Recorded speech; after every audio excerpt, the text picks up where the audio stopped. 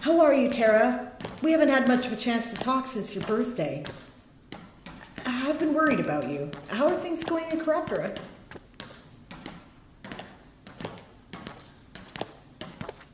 Been better, been worse. Corruptora's okay. Kind of feels like we're starting anew, and that is slightly terrifying, but maybe exciting. How are you and Lapin? Well, I was hoping to take a break after the Penwall thing, but this migration business is keeping me hopping. Sorry, bad Lapin joke. Lapin's doing as well as to be expected, I guess. Lots of rebuilding since the war, supply problems, making a new cross-continental portal. That's almost done, thank Frith. We're just upgrading the secure portal under the war, and this time, clearly the 2-stage portal point was a bottleneck we shouldn't repeat. I'm babbling. Things tend to happen all at once or not at all, huh? Still, I hope you can get a break soon, at the very least after the migration. I'm not sure I completely understand the scale of it yet, but I know it's a big job. That is what we're discussing, right? I'd like to help as much as I can, though I'm not sure I'm up for creating a lot of new things. Not sure I'm quite up to sanity either. Join the club? I'm seeing a therapist again now, actually. I can recommend her if you're looking for someone. She takes internet appointments since she was willing to work around my crazy schedule. Internet appointments might be a good idea. I mean, any appointment is probably good. I think I have too many in my head to keep to myself in the end. Yeah, this is what a personal assistant is for. But okay, I'll get you the info. You still happy with post-its, or do you want me to text your phone? Probably a text, though I'll add checking my phone to a post-it. Right, both. Got it.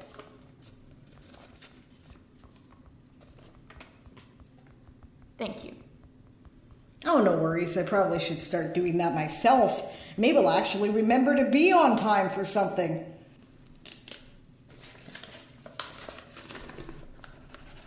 So you want to do business or social stuff first? I actually do have something I want to talk to you about, and I'm not going to lie, it might be an uncomfortable conversation. Well, now that you've said that, I'm going to worry the whole time we don't talk about it. So, that first. Oh, okay. Sorry, didn't mean to stress you out, but okay, yeah. I'm way behind on war prep this year. So much to do, so much recovery time. But I finally had a chance to watch the entire One World Mount Mitchell broadcast. I do that as part of my... I don't know. You know how sports teams will watch the broadcast of their games after to examine what they did, figure out what happened, see if they can do better? It's a bit like that. When you're in it, there's always stuff you miss. Someone else looking at it from the outside can give you insight. And I realized, well, I guess the first question I have to ask you is, how much do you remember about being undead? Too much. I've forgotten little bits, as is normal after a few months, but I did not have the blessing of forgetting most of what happened, as I've heard is what's normal. It was weird, but it happened to me, so I remember it. Oh. Oh, you poor kid. I'm so sorry. That's... Oh, no wonder you've been so quiet. That's awful. Since young, I was the one who remembered everything that needed to be remembered at home. Then I had to be the one. Maybe that's why I remember. Maybe not. I can't say for certain. Me too, I guess. I know that the ones who remember the most have the hardest time. Gallo remembered. Aaron did too. Shit, Tara, I'm sorry. That's rough. But on the other hand, maybe that's a blessing in disguise. So apparently when I went off to take advantage of the distraction to deal with Gala, I just missed Connie? The name was Connie, right? And there was another one too. Connie. Short for Terrify's Configurement. And Wheels. Yeah, one coffin that runs and one that rolls. Yep. Oh, okay. Huh. Well, that ZSN outfit said they were intended for the bright ones. I can't help feel I was personally being called out. Oh yeah, you were definitely one of the intended targets. Mostly because I wasn't sure how to down you, so when that entered the horde mentality, we had to make an alternative for that. The other prime targets were Starborn Striker and another healer, I think. That's something I don't remember. Someone from the missing house, more than likely. But Connie caught someone, didn't she? They? Yeah, they caught Fireball. Make sure you write exactly what you want to help in, else the living might find your loopholes.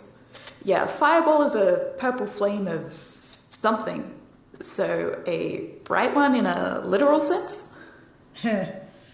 Maybe I'm glad you found that out the hard way, given the situation. I try to warn people about that. Yeah, I think that was one of the only things the non-horde part of me, could do in this state. Just watch and bring to the almost forefront what things were written that could be interpreted various ways. Clever of you. Well done. Okay, I guess I'll just ask. Do you remember what you did to make those coffins? Those are going to be a genuine threat if you fall to the horde again, and someone might have learned what it was you did anyway. I expected we'd be having a magical arms race sooner or later. I want to do what I can do to find a counter to the counter. Yeah, it wasn't a secret what I did. However, and I'm not sure if it's more horrifying or not, but there wasn't much that Terrified did that wasn't something I could do. Also, they were kind of lazy in a way, maybe to preserve as much literamancy as possible. I carry a lot of inks around with me. Well, they just used a lot of those in a specific way to make the coffins into golems. I don't know if anyone else could do the exact same thing, particularly as I didn't advertise how my inks were made and written. But if I was zombified again, I could do it again, and more if I learn more before then. It scares me. It really scares me. I hate to ask this. It's very forward. We all like to keep our magical secrets, but would you be willing to walk me through it? Well, I write what I would like to happen and specify an activation with an ink or something, though ink does work best. And then scoop up the writing, put it in a bottle for use for later if I'm not using it straight away. So it's really good for buffs and debuffs in war times, as I can give it out to others. That's the basics. For golems, here, let me show you this.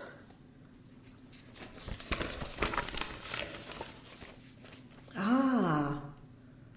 Okay, so this is your golem making charms. Oh, wow, very clever those, by the way. Impressive literamancy. Ah, but you've buffed the seal function on the coffin, too. Okay. Yeah, that makes sense. Dara, you're a genius. Has anyone ever told you that? But yeah, I've got ideas now. I'll experiment. Thank you for this. Thanks. I hope it helps. I'd like to do more for the realm, but I'm worried if I test out more things here that the undead could then use that. But then not helping also helps the horde. It keeps me up at night sometimes. A new thought or a way I could use this. But then all the things that could go wrong, maybe I just worry too much. Hey, don't let fear of what the horde will do if you fall again stop your experiments. You know, what I usually do is I try to think of how something I'm doing could go horribly wrong, and then I try to build in a fail-safe. It's not always perfect. Clearly, I carried the goddamn iron tome around on my back for a year and my own filking son. Never mind. The point is that often, if not always, if you plan for the undead to try to filk shit up, and you work in a caveat that they can't, you're usually covered. Fail saves. Yeah. Actually, I did some experimenting with something kind of similar in the 60s line before the last war. I wonder why I hadn't thought of that. And I just said I write what I want into ink. I could write clauses for undead or something, surely. Thanks. You've given me a much better scope for it now. You're welcome. And thank you so much, Tara. I'm really sorry to have to bring this up at all. Nobody's happy about what they did as undead. I hate to remind people. If this is all clear in your memory, you really should talk to someone about it. Yeah. Now I have a step forwards. I think I'm much more ready to talk about it. The horde mentality was something to unpack for sure. Sometimes I can give myself grace that I wasn't exactly myself. Sometimes I just find it too difficult to bear. Yeah, therapy's probably much needed. Maybe I can offer something that might help. I haven't talked about it much, but growing up, my mother was mentally ill. She tried to get help, but the system wasn't helpful. It was a challenge. In many ways, I sort of raised myself. I never knew what to expect from day to day. Sometimes she was terribly cruel, even hurtful, occasionally violent. When she got her diagnosis at last, I was an adult and had been on my own for a few years. But it helped put it in perspective for me. She was sick. I can't say that what she did and said weren't a part of her. Yes, it was her doing those things. But she was coming from a place where her perspective was skewed. It's no different than having diabetes, and that can make you act in ways you wouldn't normally act too. It wasn't her fault. I think being undead must be a bit like that. You're not well. It's you. But if you were yourself, you wouldn't be doing those things. It's not your fault. I'll have to process that. But yeah, I'll try not to be too hard on myself in the meantime, I guess. It really means a lot to me for being able to go through some of this with you. I'm glad if I can help. I thought maybe... I tried to suggest this to Gala and Aaron, but neither one of them were in a place to listen, or, hey, maybe I don't understand the situation as well as I think I do, but I thought maybe a peer support group might help. People who've been undead should get together and talk about their experiences and challenges. I know I find talking about my traumas with other people who have shared similar ones is helpful to me. I wonder... Actually, I think it would really be good. There's a small loss when you're disconnected from the horde. And who would want to bring up what happened and burden others again with what happened? But maybe we need to. Else we'll just let old wounds fester into new ones. Yeah, I can definitely relate to that. Here's Velma's number anyway. She's my therapist. It ought to give you a place to start. Thank you. I'll tape it to my to-do list. All right, on to less traumatic topics. Well, okay, so far anyway. Damn, our life is a bit of a shit show when the apocalypse in someone else's reality is less dramatic than our own lives, eh?